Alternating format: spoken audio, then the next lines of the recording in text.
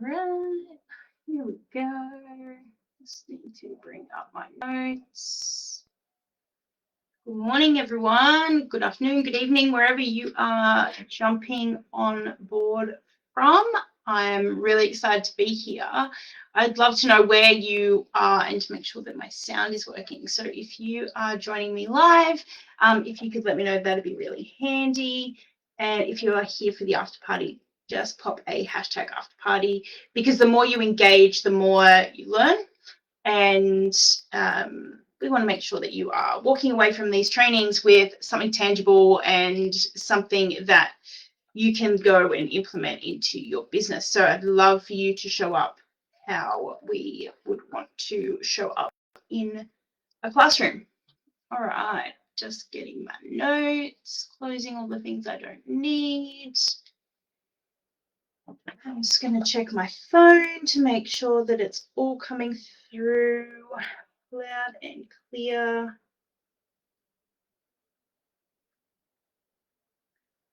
Takes a minute to bring everything up. There we go. All right.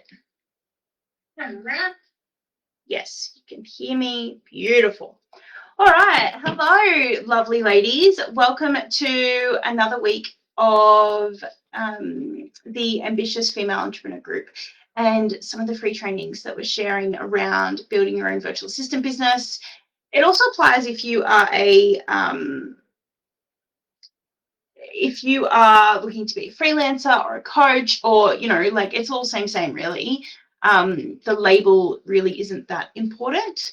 So for me, it's all about how you're showing up, what you want to build, where you're going, all the things. But today I want to talk to you about something really important, and it's become quite topical with one of my clients currently in our six-figure frequency program, which is our 12-month mentorship program, which has all of that next level stuff. So we're looking at hiring teams, we're using AI, we're talking ads, we're doing marketing, we're doing networking, we're doing a higher level sales, we're looking at packages, we're looking at that next level. So initially in Freedom Unlock, we go through a 12-week program, and the goal there is to get your clients, make you money. Let's work out what you're offering, who you're offering it to, how much you're offering it for. That's the goal. That's it, really. Over 12 weeks, that's our sole focus. When you get those foundations, then we start to introduce these other things. And a lot of people say to me, well, why do you do that, Jess? Well, because there's a lot of distractions out there in this space.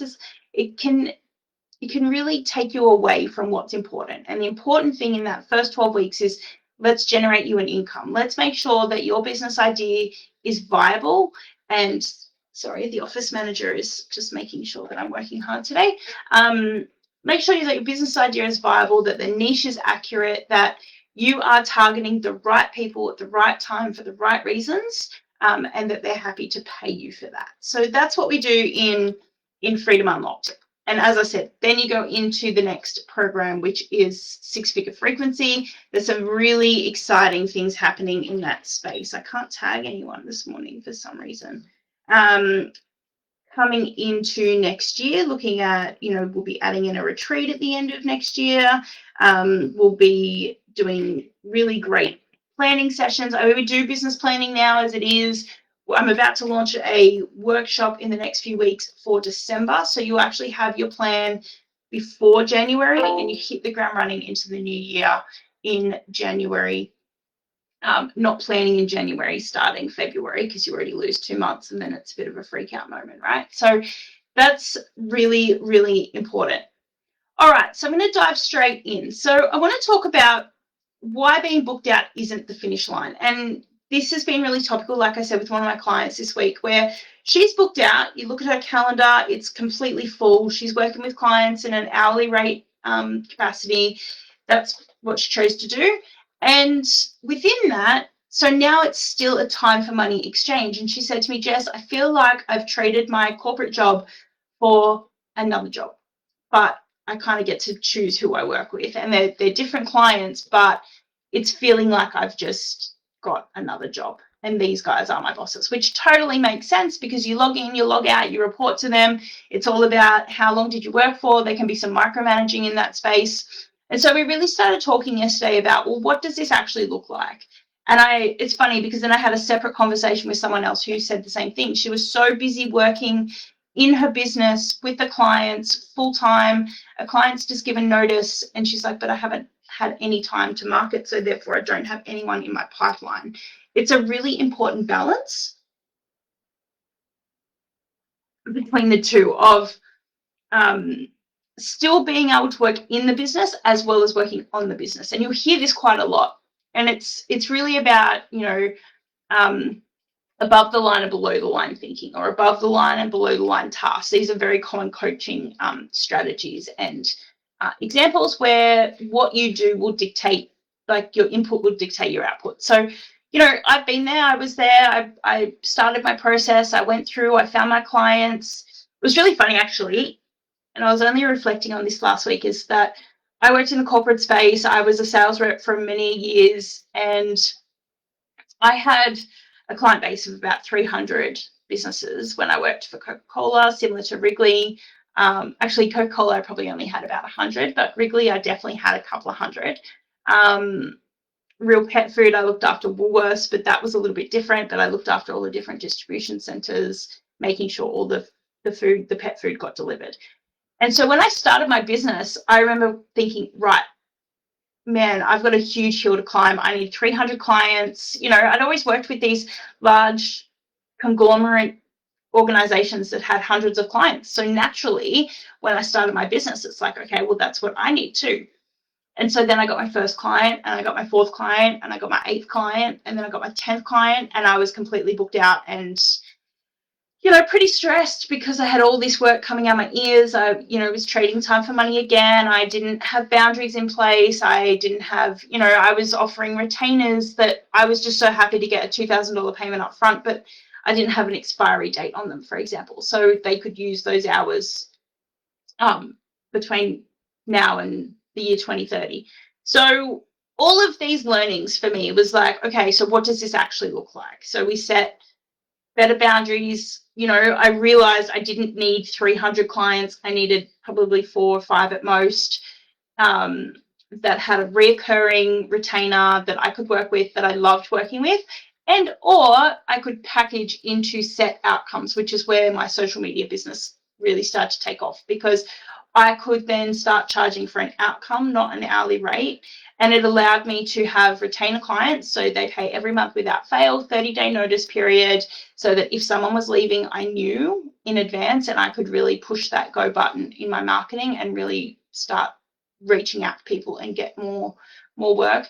And it also allowed me, by saying, okay, well, this is what you pay for. These are the deliverables. This is what we're going to do. It allowed me to then hire people and build a team.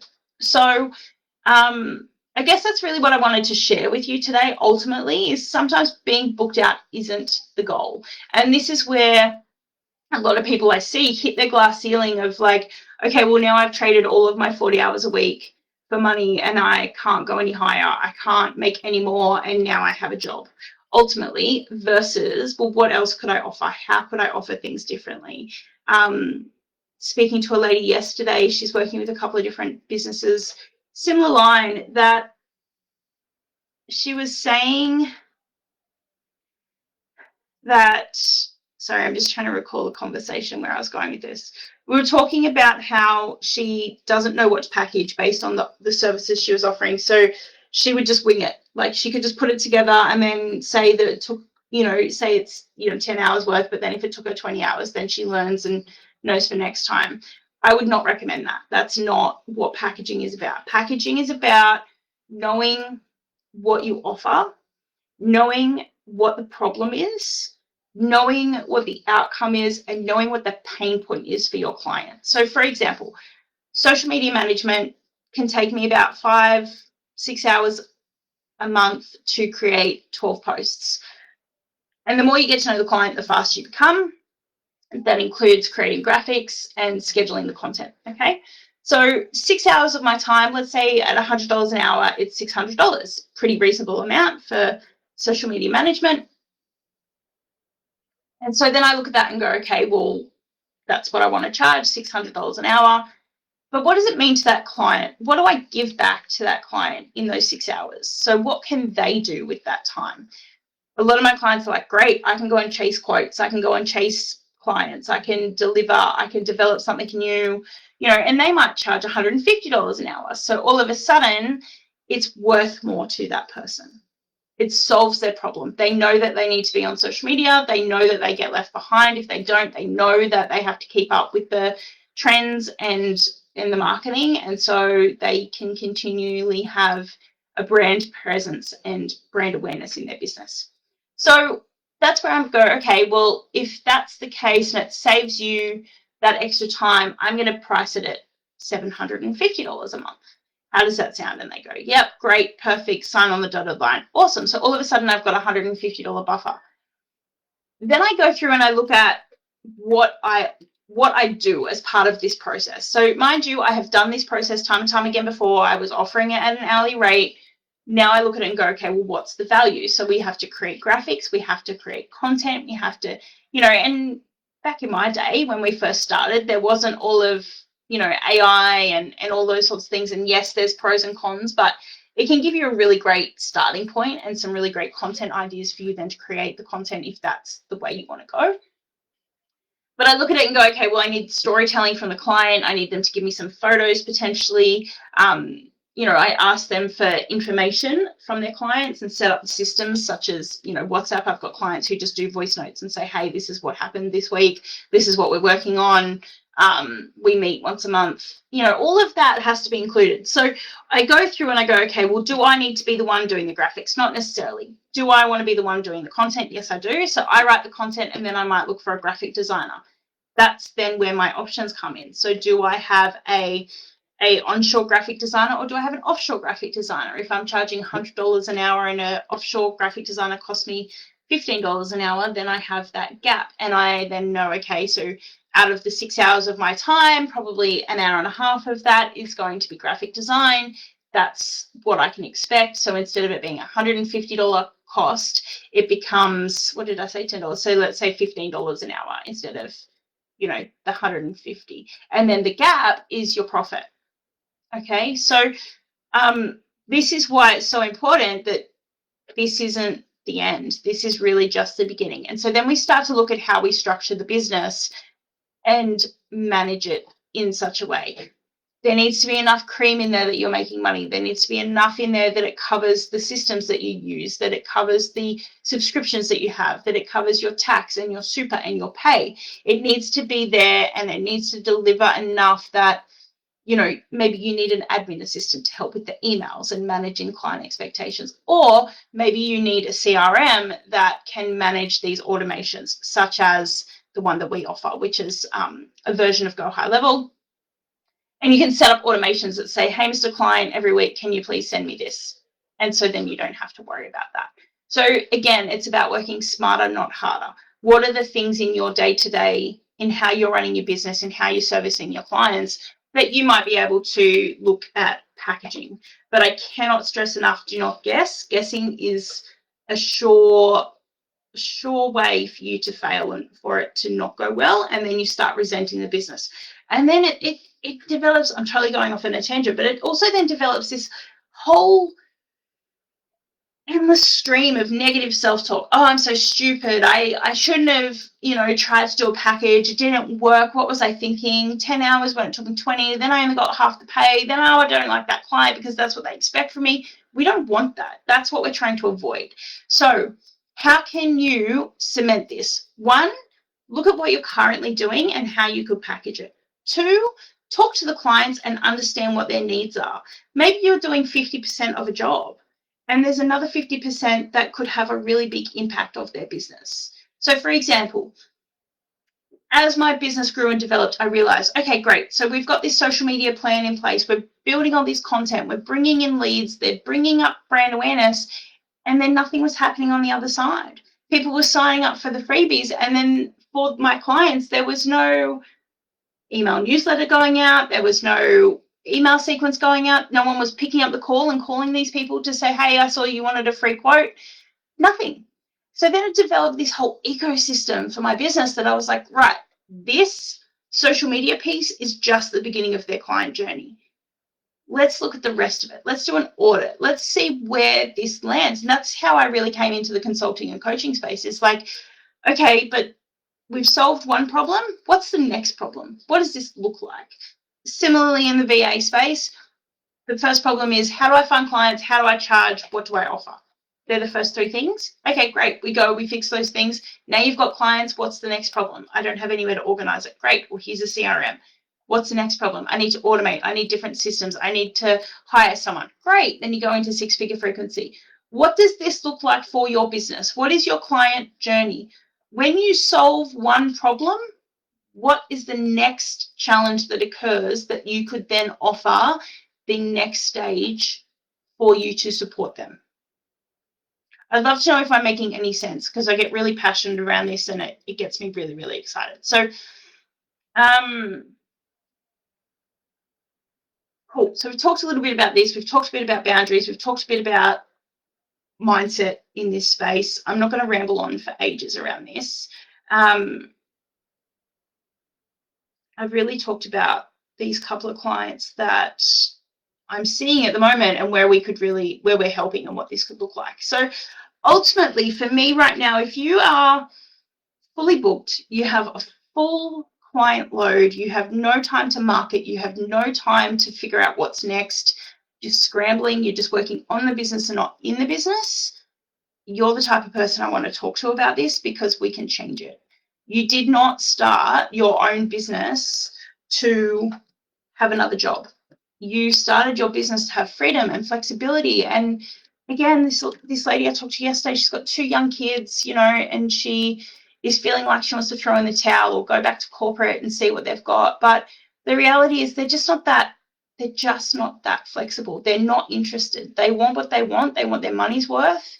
I've got a client at the moment where her workplace is really enforcing these, I want to say standards, but it's double-edged sword. It only applies to certain people. Managers can still do what they want. There's a huge cultural misalignment. And this is what I see so often, and why people then go, you know what, I've just had enough, and they leave and they want to go down this path, because you get to decide if that's how you live. If you want to work from home, you work from home. If I want to go work from a coffee shop, I'll go work from a coffee shop. Just wrote a post about how I got to work from a cruise ship last year. And my daughter and I went to Hawaii for 3 weeks. We're going again in January. It's just boundary setting, and it's going, okay, well, what do I need to do? Some days, what does it look like? Hard, bloody work. Some days I have to sacrifice my nights to get things done. The last few weeks have very much been like that. We're implementing a new system. I'm putting all these foundations in. I'm really excited about it. It's going to make a huge difference to my business. Does that mean that it's always roses and it's perfect? No, of course not. But this is what we do. So I'm trying to find better ways, more efficient ways. I'm trying to automate things. So again, we can reduce our hours, myself and my team, and give more flexibility. I want to pay more and work less. I want to earn more and work less. I want to have more time with my daughter. When we go away in January, it will be no internet, no phone, no nothing. Tools down, books, noses in books, lots of afternoons at the pool and the slides on a cruise, comedy shows, all the things, right? Do I work when I go away? Yes, because I want to. But I also, and I keep joking that this is going to be on my tombstone, is that just because I can doesn't mean I should. And this has been a big lesson for me in the last 12 months. And it became something for me earlier in the year that I was like, you know what, I can work on a cruise ship, but I don't really want to all the time. However, I do love what I do. I love connecting with the ladies I connect with. I love that I get to talk to them, and a lot of them become my friends because I'm so invested and passionate about what you do. So if this is something that you would like to learn more about, I've popped the call link in the notes in the comments. To book a VA call, book a blueprint call, whether you are fully booked or just starting out, and we can work out a really clear 3-step plan and go, right, what do you need to do next? And that's ultimately what I did with this lady yesterday. And, she's already got some of those resources in her corner. And I just said to her, go back and ask these questions. Go and pop this in. Ultimately, it's a time management piece, and it's just getting it done. It's really easy to say and see, like you get to the end of the day and go, oh my gosh, it's 9 o'clock. I've got nothing left in the tank, and I don't have time to do it all. But ultimately, if you don't make time to improve your business, to work on your business, it might just be 1 hour on a weekend, then it doesn't change, and if you do what you always have done, you will get what you've always got. So only you can make that change. Only you can prioritize what you need to make a difference. But if you need help and you need accountability and you want to see the different systems and you want to implement these things, and you want to work with someone who's been there and done that, then that's where I come in. So thanks, ladies. Thank you so much for your time. I hope you have a lovely week, rest of the week, weekend, all the things. I hope everything in your business is going really well, and I look forward to seeing you in a couple of weeks.